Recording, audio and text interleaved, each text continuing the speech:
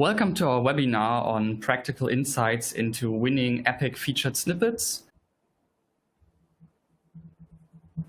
Okay, so hi everyone. Welcome to my talk about how you can win some epic featured snippets. Just a little introduction about who I am. I'm called Izzy Smith and I'm an SEO manager at Sixt Rent-A-Car, mainly working on the UK and the US markets. I'm originally from Manchester in England, but I've been living in Munich for the past 3 years. So what are featured snippets? If you've been living under a rock for the past few years, you should know that these are these giant answer boxes that appear right at the top of the SERPs.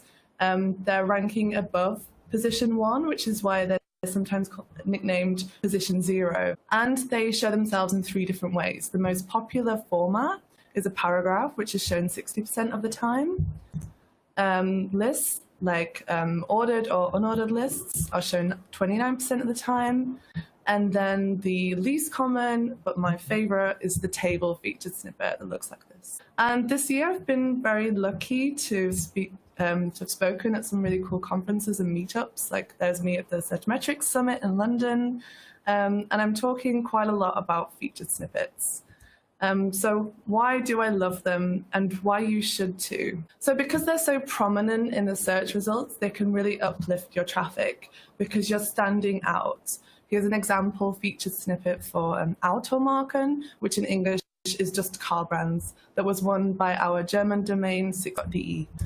And almost instantly our traffic to this landing page spiked quite a lot, so it grew and it became one of our most visited landing pages just by winning this position 0 spot.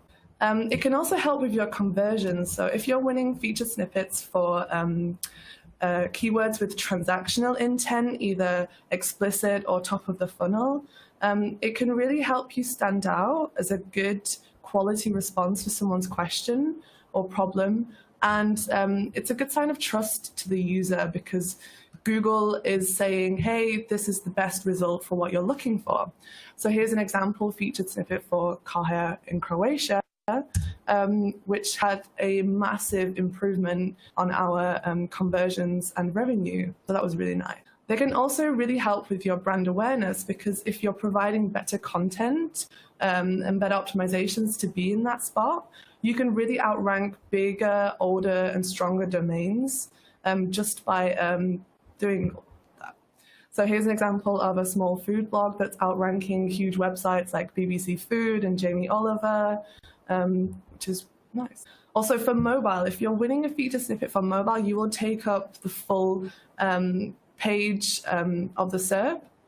So yes, you can scroll down and see the organic results, but it's very important in the mobile first world. And speaking of mobile, if you are getting a featured snippet, there's a good chance that you will also be spoken aloud as the voice search response as well. So if you're optimizing for featured snippets, you're also in a way optimizing for voice search as well. And not only that, but they're cool AF. And yeah, if you show these to your boss, they will love it. So hopefully you love them as much as I do. And now, how do you start with your featured snippet optimization? So you need to begin by identifying the right keywords that are going to make that are going to trigger featured snippets, but are also going to drive clicks. And there are certain types of keywords, like keyword modifiers, that will display featured snippets. Most of the time, these are question keywords. So here's an example for why do we get hangovers, which is shown as a nice paragraph. But there are also preposition keywords. So here's beers without calories. So similar to like in, with, without. And also comparison keywords. So best, worse, X versus Y. And I think comparison keywords themselves have a lot of chance to drive traffic to your landing page and conversions because people haven't made their mind up about what they want at the moment, so you can really be there at top of the funnel to make those conversions. So once you know this, you can start to evaluate your current rankings, like what types of featured snippet keywords are already bringing people to your landing pages. So I like to do this just by analyzing my Google Search Console data in analytics. So if you go straight to Search Console, the filtering options are not as good as they are in analytics. So you can do this by going into acquisition, then Search Console, queries, and using regular expression filters. If you can see there, like there's why, how, should, best, and then you'll get all the featured snippet worthy keywords that are bringing people to your website already. And once you've done that, you can also evaluate your potential rankings. So what kind of keywords, featured snippet worthy keywords, could you be bringing people to the website? And even if you don't want featured snippets or it's not part of your strategy yet, this could be a very important SEO content strategy as well, because there could be lots of question or problem keywords out there that you are the best source to be answering, but you're not yet providing content for. So you can do this by using free tools such as Answer the Public, which is where you enter in a keyword. Here I've put beer, and it will show you questions, prepositions, and comparisons already about this keyword that people are looking for. So here I have a load of example question keywords that might already have a featured snippet, or there's a lot of potential for me to create content out there that can rank for these keywords that people are looking for. And you should not always worry about if there's like a lot of search volume for these keywords, because I think the more long tail, well, to some extent. So long tail is better because they will trigger featured snippets, and there'll be, let's say, less competition over winning those. I'd also encourage you to chat with your customer support teams, customer care, because these are the people that deal with all the problems and complaints out there that you can easily, hopefully, solve just by creating cool content on your landing pages. So ask your public using tools like Hotjar, where you can set up surveys on your landing pages, and look to forum websites as well to see what the general public, what types of questions or problems they have about your service or your product. You can also look for inspiration in these people also ask boxes. They usually have a feature snippet of their own. And also people also search for. So when you click onto a landing page and jump back, you'll usually be given 6 of these additional keyword modifiers that you can click on and then get taken to another SERP. So these are like related keywords as well. Once you've collected all these keywords that you're ranking for, you should be ranking for, you need to assess whether there's click-through intent. Like, is there the, should people come to your page once they've been presented a featured snippet? So there are 3 different types of keywords. It's informational, such as what is a car? Usually informational keywords do trigger a featured snippet, but if their question is answered directly on the SERPs, there's limited need for them to actually visit your landing page. So you'll probably, or maybe you'll see a drop in click-through rate. So navigational, like I know exactly where I need to go, so I want to go to Sixt and log in. These usually won't yield a featured snippet.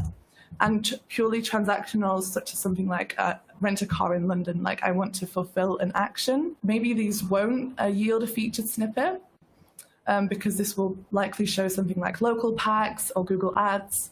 But you should look to hybrid keywords. So here's an example of a transactional navigational, Sixt van rental, informational navigational, how old to rent with Sixt. But the best type of hybrid keyword you should look for is informational transactional. And I call this feature snippet gold because there is a high chance that it will trigger a feature snippet and that it will bring people to your landing page to hopefully make a conversion. So you should focus on these keywords with click-through intent and also with hopefully transactional intent as well. So here's a bad example of a featured snippet. How old do I need to be to get a tattoo? Once they've been given the answer, it's less likely that they will need to visit your website in order to learn more. Whereas a keyword such as how old to hire a car, it's less likely that they're just curious, like, oh, I just want to know how old I need to be to hire a car. You can already predict that there is a need there to visit your landing page learn more, and hopefully make a booking. So try to make the difference between those keywords that you're targeting. And once you've done this, you can sort of create this like wish list of featured snippet keywords that you want out there. Do some analyzing of the search volume in order to make priorities, if there is an existing SERP feature there, and also the intent, things like image in snippet, and you can make like priorities as well, and actions. If you don't have time to do this, I find it's quite a good training exercise for your interns and your trainees, because it's learning good stuff like keyword analysis, keyword research, user intent analysis, and all that good stuff. Okay, now the fun stuff. So if you're working if you have international multiple domains like we do at Sixt, I would recommend that for your feature snippet optimizations, you first begin to test where Google tests, such as America and the UK, where we see like the freshest experiments on the SERP features. And then you need to ask, in terms of my landing page strategy, do I go holistic or specific? And it depends, like, are you already ranking for these keywords? Because if so, you can simply refresh an already existing landing page with your awesome featured snippet content. But some things you should bear in mind. So do like long form sort of FAQ pages if you want to cluster similar, like smaller topics. You can already utilize existing page strength in order to increase your the speed of winning feature snippets. Make sure that you use clear headers and subsections, and it's actually holistic and not just a huge one-pager filled with questions and content. Has to be done quite well. So should you create a specific landing page for your feature snippet question? I would do this for those keywords that have reasonable search volume. I'm not going to say it should have high, and I can't give you a specific number because it always depends, but you should always assess whether it makes sense to create its own specific topic landing page. It should and can be explained in detail. There's the potential on the landing page to add related content, and where you can add things like conversion elements to drive those bookings. I've seen the best successes by doing this landing page strategy. But this does not count as a good feature snippet landing page. I'm sorry to use a competitor, but putting your question and your answer and just that on one landing page, I'm sorry, but there won't be any chance of getting that feature snippet. I will explain why later. The next step, one of the most important, is providing the perfect content in order to achieve that feature snippet. So feature snippet worthy content has to be factual, no lying. Concise answers always work best. You should provide supporting data and sources if you're giving things like statistics and opinions. It should be written for humans, and please ignore keyword density when you're creating your feature snippet worthy content.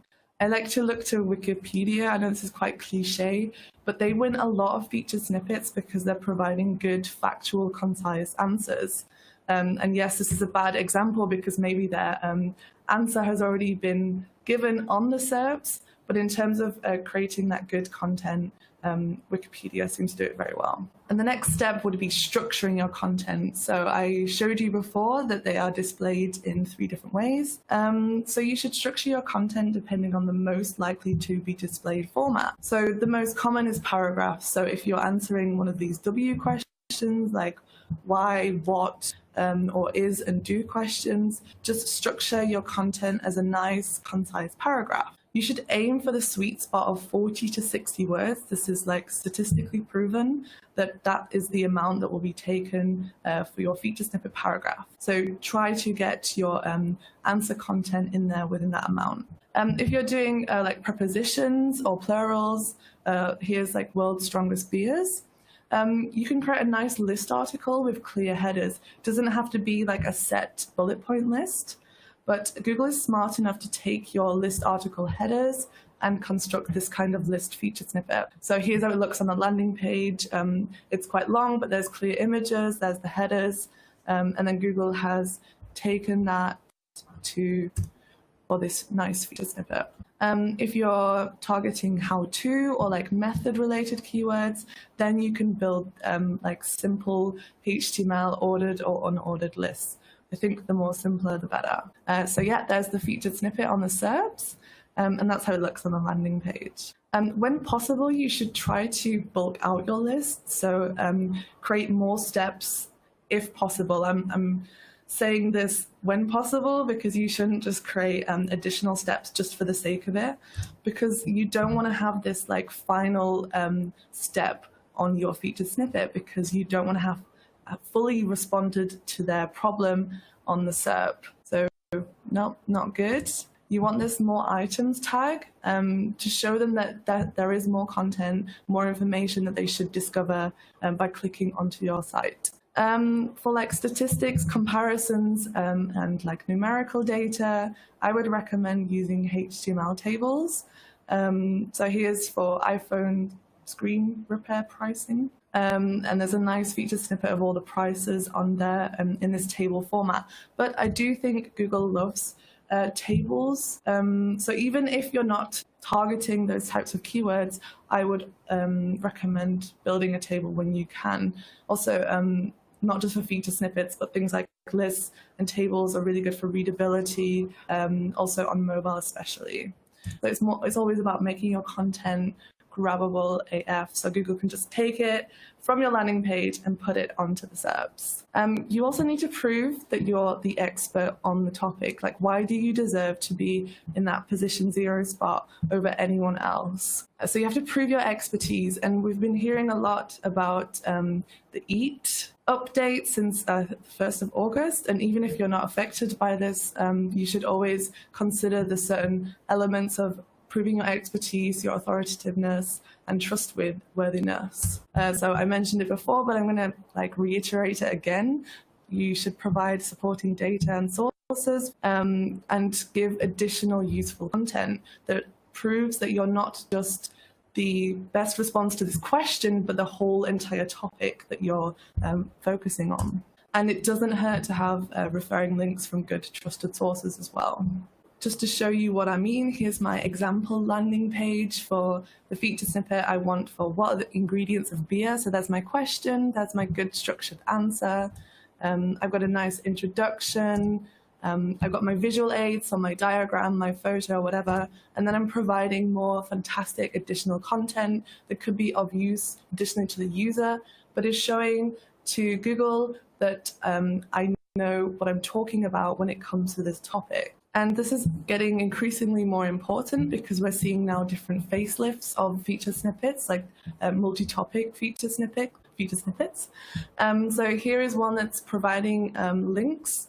And when you click them, it will modify the feature snippet for more additional content based on these countries. And I'm not sure if you saw the most recent feature snippet version, but it's got nice expandable drop-down menus. And each of these can be won by different domains. So if you're not providing all that additional relevant content, yes, you might be winning the focus featured snippet, but when it comes to more in-depth topics, you could be losing out to your competitors. But for this example, 2 out of 4, have been won by the same domain because they have this, I think, quite well-made holistic landing page that uses like jump links to each topic and a very clear structure with clear headings. Please don't do things like this, which is by providing your question, then all the related content, and then the answer right at the bottom of the page. So someone has to scroll and scroll and scroll. Yes, you're proving that you know what you're talking about, but this frustration and like putting your answer content way, way, way below the fold is gonna decrease your chances of winning that feature snippet. So in order to make your awesome content stand out and provide more understanding to what you're talking about, I would recommend using something called schema.org. Hopefully you know what it is. I'm a big fan of schema.org. In a nutshell, it's a dictionary of explicit tags we can add to our content, to our data, to provide explicit meaning to what is going on our website and the context. So rich snippets, the other kind of fancy snippet, like the burger recipe snippet there, these are quite quick and easy because you just need your data, you need your schema markup, and then you will see the rich snippet. I put a little star because there are other things you should bear in mind, like all the guidelines of implementing structured data. But unlike that, this does not equal a featured snippet. So you can't just have your content with your schema markup and expect to see a featured snippet. But what it does do is help with search engine understanding and helps provide that additional context to the content you're providing. So here I've been using QA page for my FAQ section, and I'm telling Google, okay, here's my question, here's my answer content, and that is super explicit to them. So I would recommend testing these kind of schema markups if you don't have a specific one for your product, your service. There's item list, how-to section, how-to step, Q&A page, and answer and question. And now we're seeing, sometimes, this is quite rare, this fancy new how-to step rich snippet. So I think if you have like how-to guides, you can already start rolling this out, because when Google does hopefully release these fancy new rich snippets, you'll already be prepared for them. Yeah, if you have an international domain, I would recommend using hreflang, because you don't want to outrank yourself. Here in google.co.uk, I'm being outranked by Sixt.com for my Sixt.co.uk page. There it is. But you can easily fix this with correct implementation of your hreflang for your same language domains. Also, you should optimize your images, because when you have also this image in there, it can really increase your CTR even further. I really like this one because it's got a nice little 4 days ago on it, so it looks really fresh and cool. And if you're not optimizing your images, you stand the chance to lose this box to your competitors. So here I have won the content of the featured snippet, sorry, the text part, but Europcar has won the image part. And when they click on that, they will also go to my competitor's website. So in order to fix this, you should always make sure your images on a landing page are topic relevant. And also you should have images. I know that's a bit obvious. I like to keep them less than 600 pixels in a 4:3 aspect ratio. They're never usually in like this portrait ratio, so aim for that, like landscape. And then compressed, so you're like really so like scaling down the images and making them again grabbable AF by Google. Once you've done all these optimizations, you can begin to reevaluate your potential. So if you do a site search with your domain and the keyword, if you're shown the featured snippet that you want, but you're not getting it without site search, it means that your competitors are doing something better. So then you can reassess where you went wrong and adjust your strategy slightly. You can also see where you are in the snippet queue. So if you take the winning featured snippet and then do a minus site search, it will show you the second in the snippet queue. So you can evaluate if you're like, you're just lagging behind your competitor, or if you're not even in that queue. And you can go as far as you want by using the search operators such as and or. And one final tip is don't lose faith, because maybe you're making all these awesome optimizations, but you're seeing no feature snippets yet. I will show you some case studies after this, but these took quite a while, like months and sometimes years, to see changes. But don't lose faith, because all of these tips are like SEO best practices anyway, and also they're good for the user. So you're providing good, high quality content that's well structured and marked up. So don't just lose faith because you made some optimizations and then in 1 week didn't see your featured snippet. So now I'm going to show you some nice case studies from our Sixt domains. And the first one is about overcoming this lack of brand awareness with the presence of featured snippets. So we had a problem in the UK and the US. We rank really well for these transactional keywords such as rent a BMW 5 Series. And we love these keywords because the user really knows what they want. And at Sixt, we have a really awesome fleet of good quality cars, so we like to show that off. So usually they convert quite well as well. But the problem is, in the UK, our brand awareness is not as high as our competitors. I think in Germany, we're super well known, also in like France and Spain. But in the UK, like we're getting much better. but our brand awareness is still not as high. So even if we're ranking on the top spot, because we don't have that brand trust yet at the moment, or people don't know us, we weren't matching the CTR of like the average #1 ranking. So we decided we need richer snippets. We need to stand out in the SERPs and win those clicks despite not being as well known. So we need stars, we need ratings and data. We need to be beautiful and get those clicks. But the problem is, yeah, there is no rich snippet for car rental. We're not a recipe site, you know, we're not doing events, we're not editorial for these pages, and we don't have static pricing information. So it's hard to create those product rich snippets as well. So I decided we need our own car rental rich snippets. And I looked to Wikipedia again, and they have this really cute structured meta description, almost like a rich snippet. And I decided that I want that. But we're not Wikipedia, unfortunately. So I created this hypothesis that, yes, we need awesome data and statistics about our cars. We need a clear table structure. And to provide that explicit information, I want to add some car schema markup. And hopefully that will create us this rich snippet. So we created these basic HTML tables with some nice content. We're like speaking a lot about the car and what it can offer you. We rolled it out across our car model landing pages. Here's an example of how the car specification schema markup looks like in the structured data testing tool. And I'm giving this explicit information as well, that we're not only talking about cars at Sixt, but also renting them. So what happened? We got these amazing featured snippets for our car model landing pages. And these weren't there before. I'm still not seeing anything similar to this. So we're super happy about these. And we're winning them for quite a lot of our transactional keywords as well. So here's an example for Ford Mustang, which is one of the coolest cars we have in fleet. And we're jumping up from there's position 3 right to the top spot on 0.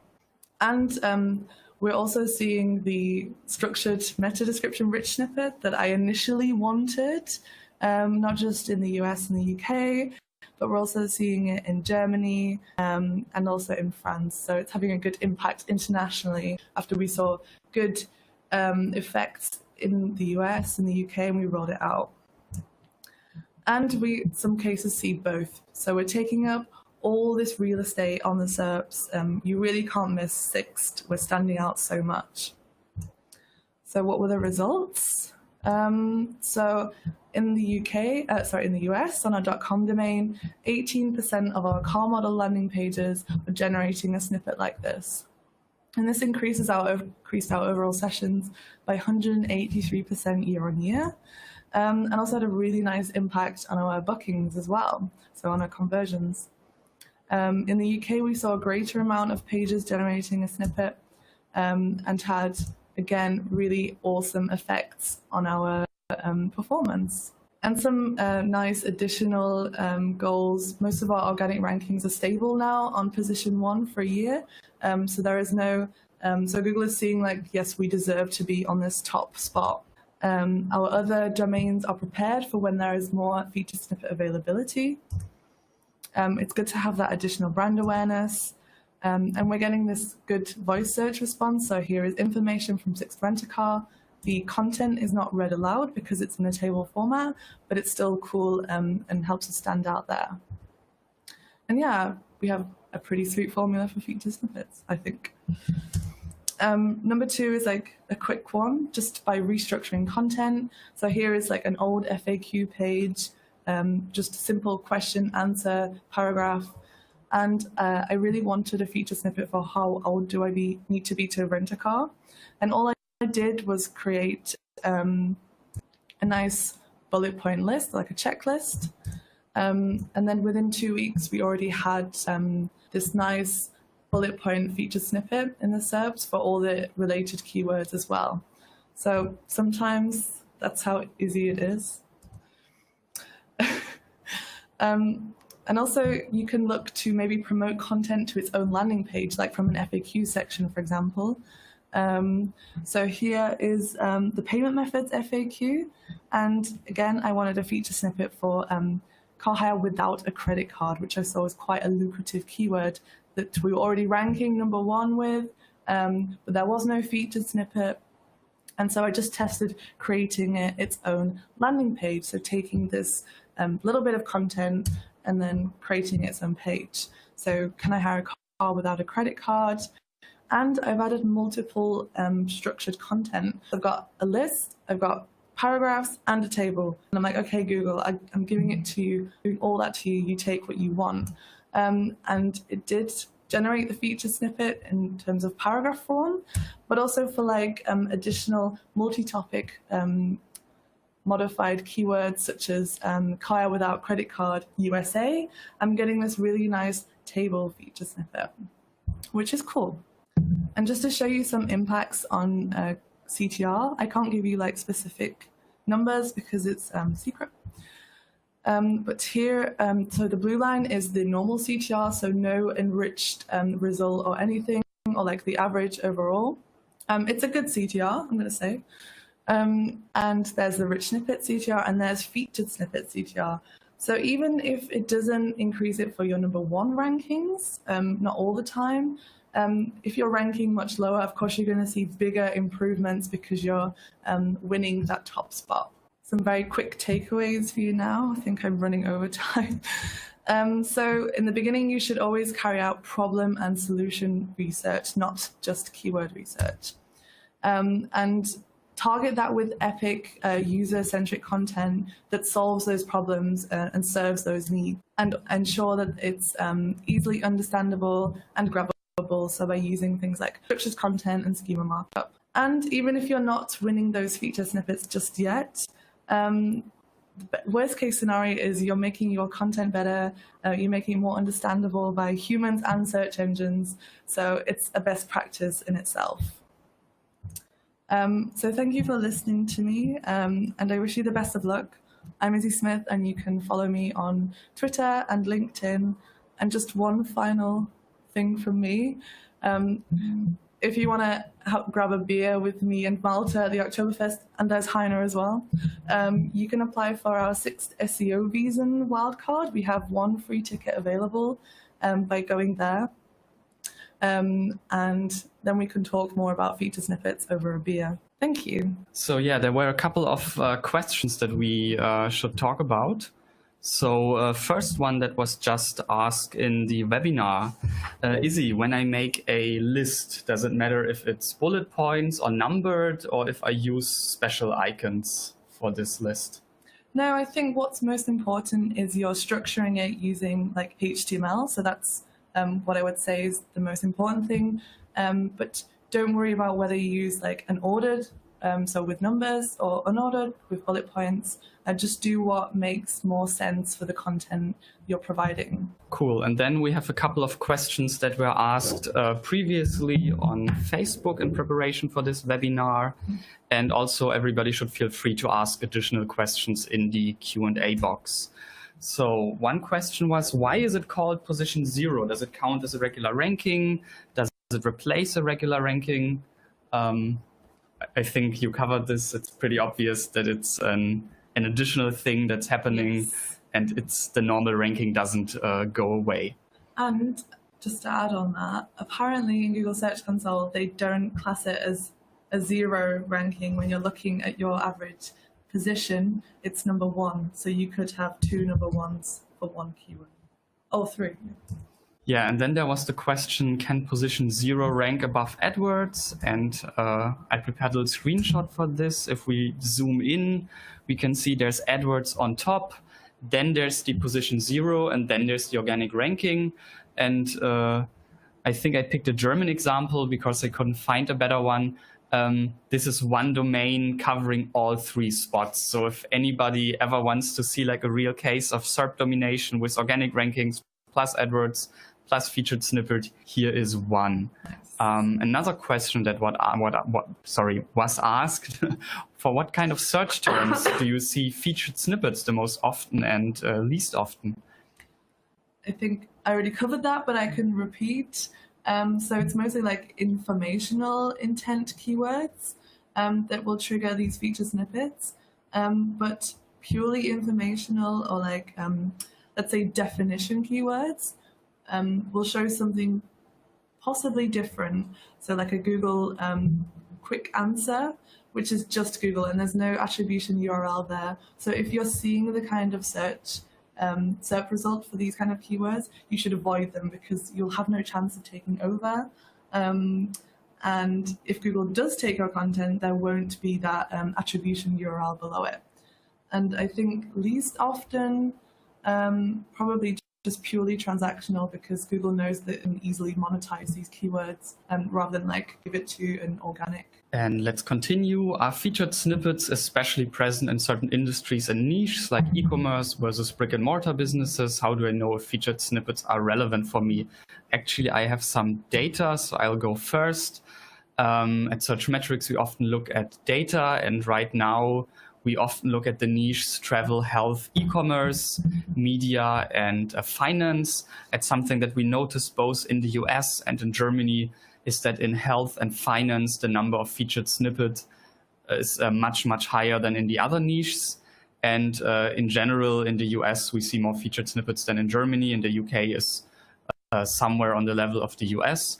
But what's interesting is if we dig into, for example, the travel space, where we just said there are very few featured snippets, if we then compare, for example, hotels, flights, and cars, and look at which SERP elements come up for which of these three segments, we see that, for example, Google Flights is often very obviously very dominant in the flight segment. But if you look at featured snippets, we can see that actually, and this is data for the US, in the car rental space, there are lots of featured snippets. I don't know if this is just caused by Izzy and her awesome job she's doing for Sixt, but it's just an observation that even if you're in a general industry where there are very few featured snippets, it can be that you are in a sub niche where then actually the featured snippets are pretty dominant. And if we look at an example, like featured snippets are really the most common SERP features for rental cars in the US. And here's an example featured snippet from Sixt showing locations in a city. And something else, I looked at some of the biggest domains in the UK and counted the number of featured snippets we have for them in our database. So for Wikipedia, there's over 300,000 featured snippets we find. And what's interesting is that we talked about health and finance have featured snippets quite often, and two of the most present, so two of the top three domains in terms of featured snippets in the UK deal with health. And yeah, apart from that, it's mainly like big brands that have trust, some government domains in there. Obviously, there's a correlation that domains that have more content have good rankings, also have many featured snippets. And what I find especially interesting is that there's a couple of domains from the travel, e-commerce, and finance space that are actually very transactional, but still get tens of thousands of featured snippets. And one example is this iPhone 6 Plus price, where Amazon is ranking with one of these table featured snippets. Even though the price is not labeled correctly. Like if you look at the price, it's the dollar amount twice, but still they managed to get a featured snippet. Or another example is garden storage. You could debate whether that is informational or transactional, but again, the top ranking domains or URLs are all about buying a storage for your garden, and then Amazon again has a featured snippet that is potentially transactional. Let's look at some of the questions we just received. So there is one, have you ever manipulated an existing featured snippets? So if you have a featured snippet, should you try to optimize it, or are you like, don't touch this if it works? It's a little bit risky because if you change too much, then you're risking the chance that you lose it. So there are some times where I wanted to optimize to get even more traffic, but then I lost the position 0. I won it back by changing back, but I think you should make small changes, especially like with the image that's displayed and the header that is shown, definitely, but don't change too much content, but always try and improve the CTR and keep optimizing that. And another question that we just received, if you think that both a list or a table could be interesting, how do you decide which one you go for? So same content, but displayed. Yes, there's one keyword, there's one landing page, and both of these actually make sense. What do you go for? Ooh, that's a good question. I would look to if there's any existing featured snippets for that keyword or for the similar keyword, and see what Google is taking for those, whether it's taking the table more often or the list. But if there is no featured snippet for that at the moment, I would just test maybe a month at a time of displaying each form of content in that way. But honestly, I prefer tables, I think. Okay, then let's continue with some of the questions we received before the webinar. How volatile are featured snippets? Do they appear and disappear like Google News boxes, or are they more stable? And a question that goes in the same direction. Why do some featured snippets constantly change? One day there's a featured snippet, the next day it's gone. Today it shows one website, tomorrow it's another. You want to go first, or should I? Yeah, just very briefly, you should always remember that this is also like an organic ranking. I mean, it's kind of hard as well to stay on a top ranking organically, solid for a longer amount of time, because there's obviously lots of changes from Google's side, in terms of the algorithm and everything, and also your competitors will be changing things. So of course it's never a completely standing still space, and you should remember that. I think a lot of our feature snippets are very stable for like a year now. So I think we've done a good job in finding like the sweet spot, like the perfect recipe, and just like keeping that and maintaining that. So again, like test the optimizations that I showed you. And once it's working and if it's staying still, then, okay, just leave it. That's fine. Yeah, and I have some data to look at the volatility. So there's a keyword set of a couple of thousands questions that I've been tracking for many, many years, actually, every week. And I track one keyword set in the US, one in Germany, and look at, for example, the number of featured snippets. And as we can see over the last couple of months, the number has in both countries gone up and then down.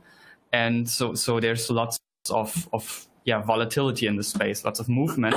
And what I think is especially interesting, if you look at featured snippets and these direct answer boxes that Google is providing based on the knowledge graph, then we see that in the times when the number of featured snippets went down, the number of these answer boxes that's coming from Google actually went up. So there was a time, I believe Q1, Q2 of this year, where both increased. So Google was like, let's answer all the questions. At some point, they noticed that maybe not for every keyword an answer makes sense. And right now, I feel like for specific questions with high search volume, Google is actually reducing the number of featured snippets and increasing the number of questions where they provide these direct answer boxes based on their knowledge graph. Another question, how do I notice that I have a featured snippet? So short break to do some Searchmetrics advertising. For example, what we provide for every domain is like a list of all the SERP features that are there, and then how many this domain has for their keyword set. So here's an example where there's featured snippets for like 80% of the keywords, and the domain in question has the featured snippet for 50% of all their keywords, and also product listing, ad news, images, videos seem to be relevant in this domain's keyword set. This is what I just said. We have a different view where when we look at keywords and rankings, we indicate whether this particular domain has the featured snippet for this keyword, or whether a featured snippet simply exists for this keyword, but the domain doesn't have it. And then, of course, we can do stuff like, for a given keyword set, list all the keywords that have a featured snippet and show that. This is what I just said, where you see the specific URL. So next question. Can I identify featured snippets in Google Search Console? Would the average position be smaller than 1? I believe you already answered this, and we can skip the question. Do we have CTR numbers for featured snippets versus regular search results? I believe you already also answered this in your presentation. Then there was a question, if I answer the complete questions, do I got less traffic? you already answered this as well. Wow. I have a screenshot to explain this again. So if you have a list and it just ends and the user is done, you will probably get a bad CTR. If you have a list and it says that there's additional bullet points in the list, that should boost your CTR. And then, yeah, Izzy explained how to optimize for this and what to do and what not to do.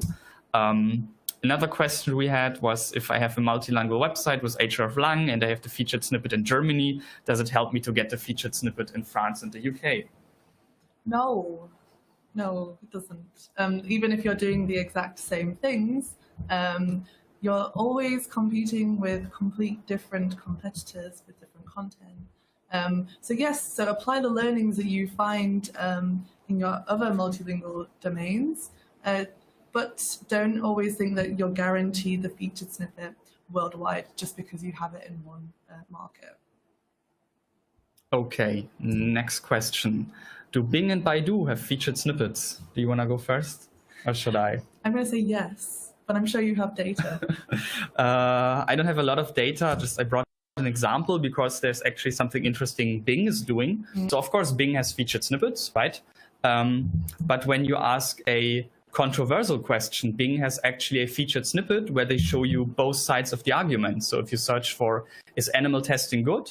You get two featured snippets where Bing tries to answer this question that is potentially very loaded and where very different opinions exist. They show you both sides of the coin instead of providing one answer which could be perceived as the wrong answer by 50% of the population. Sometimes this goes wrong. So there is a featured snippet for, is Brexit good or bad?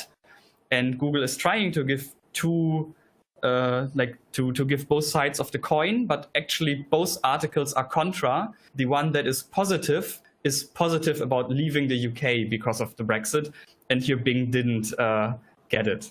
It's very risky from Bing. Yeah. Does Google show featured snippets in all countries and languages? Actually, I'm not entirely sure, but I'm pretty sure. Do you have any? So am I. I'm not aware, top of my head, of an example where it's not possible to generate featured snippets. I think the most exotic one we have at Sixt is in Sweden. If it works in Sweden, it should work everywhere. How can I influence what featured snippets look like? Can I use structured data, emojis, icons? This sounds like an easy question. I was just wondering, how would you use emojis for a featured snippet? So if you're using emojis as your bullet point bullets, they won't show up in the SERPs. Google will just display them as normal bullet points. But I do think structured data can help the appearance of your featured snippet. One example that I don't always talk about, but is quite cool, is for the car model landing pages where we don't have structured data, Google's just taking the introduction paragraph, even though there is a car model table on the page. So I do think it can help your chances of highlighting to Google, this is the content that makes more sense to be in that position 0 spot. And yeah, test it, sure. Test it is always a good answer when it comes to SEO. It depends, but... I have a really large table with a lot of empty fields. How do I optimize that for a feed snippet? So if your table has empty fields because it's doesn't make sense to fill this cell, then just fill it with things like, so in English we use an A, so not applicable, or I like to use minuses, like dashes. And that still shows up in the table featured snippet. So you can just fill these empty fields with something. But if it's a really large table, I don't know how large this table is. I would have to have a look. So this person can also ask me afterwards. But maybe it makes sense for you to divide it by a subtopic, and then Google will take the header of the table in the SERP and then the below data. But there is also this new cool structured data called dataset, I believe, and this is showing a nice rich snippets, one of the most newer ones. But I don't want to talk too much about structured data right now. So yeah, you can test that. So breaking it into smaller sections and just putting in I don't know if you have a German version of that. Why do featured snippets sometimes show completely irrelevant stock photos that come from a different website than the text? How can I become the image source of a featured snippet if I'm already the source for the text? I believe you have a story to share on that. Do I? No, you don't? Maybe no. Didn't I already mention this one? But so you should always make sure your images are like really relevant on the topic, because I know Google is using like their machine learning models for this, so they know what kind of photo you have there, and it should always match the content you talk about. And like I previously mentioned, just like scale it down and compress it. Next question. So far, I've not been able to find a single website that consistently dominates position 0. Can you recommend websites that are killing it in terms of featured snippets? I want to look at what they are doing in order to replicate it. Sixt, obviously. So yeah, Malta spoke about WordPress. They have loads and loads of feature snippets because they're providing this good, concise, structured information, but don't always look at what others are doing in order to replicate it, because for your industry, there will be a lot of contributing factors that you need to focus on as well. Yeah, so Wikipedia is killing it for featured snippets, but I don't think that's the easiest thing to replicate. No. Because they just have awesome content for every topic. Are featured snippets always the answer during voice search? You already spoke about this. Can I prepare for voice search? Should I use schema.org? If yes, which one? Questions and QA page or Speakable? Do you have anything to add to what you already said? I think we got this covered pretty well. FYI, next week there's a webinar from me and Bastian Grimm, and we're going to talk about voice search. And I could imagine that something like Speakable will come up. Are featured snippets only available on desktop, or do they exist on mobile as well? If they exist on mobile, are there more or less on mobile than on desktop? Do you want to answer, or should I? I can contribute. Yes, they do appear on mobile, like I showed you. They appear, according to my sources, less than desktop featured snippets. Maybe Malta has other information, but from the data I looked at, 10% of all SERPs, desktop SERPs, have a feature snippet, whereas only 5% have a mobile feature snippet. And I think, well, just an idea is that because it's so prominent on mobile, it's a little bit riskier to have a feature snippet in that space, whereas on desktop you can easily see, like on the fold also other results and make your decision based on that as well. Yeah, so there's a couple of tools out there, and I'm not going to name any names, also not going to say if one of them is Searchmetrics.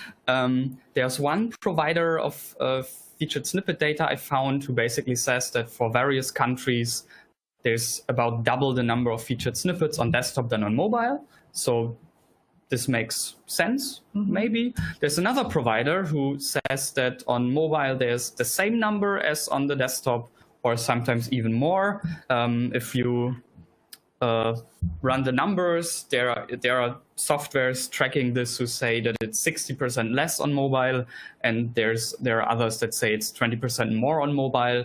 So really, it seems to me the answer is unclear. I will at some point analyze our own data set and make a statement to that, what I believe to be true. But right now there's lots of contradicting data out there in the SEO space. And I think some people here jump to conclusion way too early. And at least some people are running around with wrong data. And if you look at how often featured snippets change, how often new featured snippets are rolled out, like Izzy talked about the ones that now have multiple URLs or can be expanded. It's very difficult for anyone to have super accurate data on this. And because of the volatility, it's then also difficult to make a real desktop versus mobile decision. Last question, why is there a different featured snippet on desktop and mobile for some keywords? In my opinion, it's simply because on mobile, the search intent is sometimes different than on desktop, and the context that I'm in as a user is very different. And it can just happen that it might make sense in the one context and not in the other.